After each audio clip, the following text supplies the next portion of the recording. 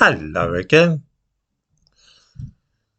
One of the things which always amuses me is the way in which the government and our local authorities tend to be a little more casual about handling taxpayers' money than they're likely to be about taking care of their own personal finances. It's almost as though they regard taxpayers' money as some fantasy currency, a bit like monopoly money, which has no relationship with the real world and is not at all like the money that we have in our pockets or bank accounts. Perhaps this is because there always seem to be lots of noughts tacked on the end of the sums of money which governments, whether central or local, deal with. For us, £100 is a decent amount of money with its modest couple of zeros, but in public life you're more likely to be dealing with £100 million. Adding those 6 extra noughts on transforms the money into an abstraction beyond the ready comprehension of most of us.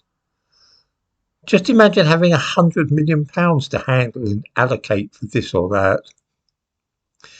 It must be this which accounted for what happened in the Welsh town of Harlech earlier this year. There is an old and familiar way of defrauding companies, which consists of submitting an invoice for some plausible reason and hoping that the accounts department will simply pay out without checking up on the matter.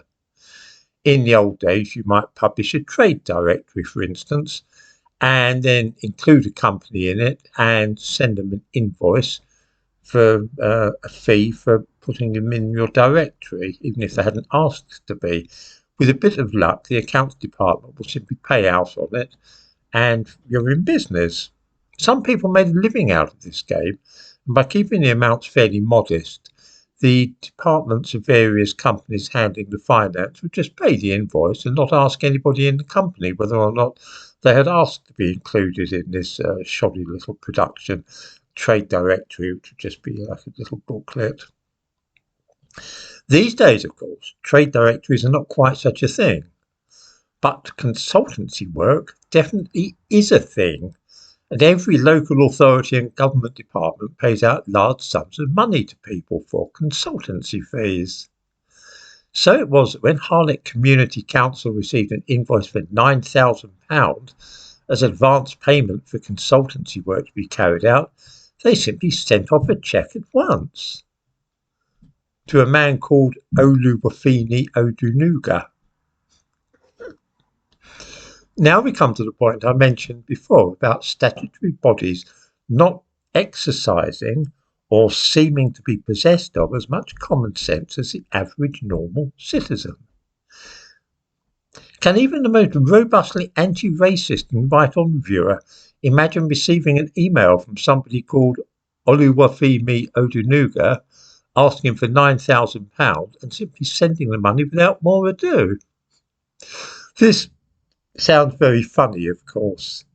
For any normal person, the unsolicited demand for thousands of pounds by a man with so many O's and U's in his name would cause us to delete that email at once and perhaps tell our friends about it laughingly the next day.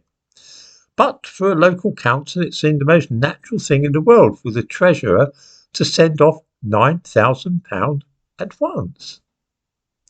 This news item falls into that category of things that are literally inconceivable to most of us, but are pretty much par for the course with councils and local government bodies. Maybe we are wrong, perhaps even racist, to laugh at the idea of sending all that money to somebody called Oluwafemi Odunuga. I mean, why not? Are Yorubas more likely to cheat us out of our money than men called Joe Smith or Tom Brown? I don't know the answer to that. I can only say that I would be remarkably surprised to hear that anybody watching this video would have responded to that email from Oluwafemi Odunuga by sending him £9,000.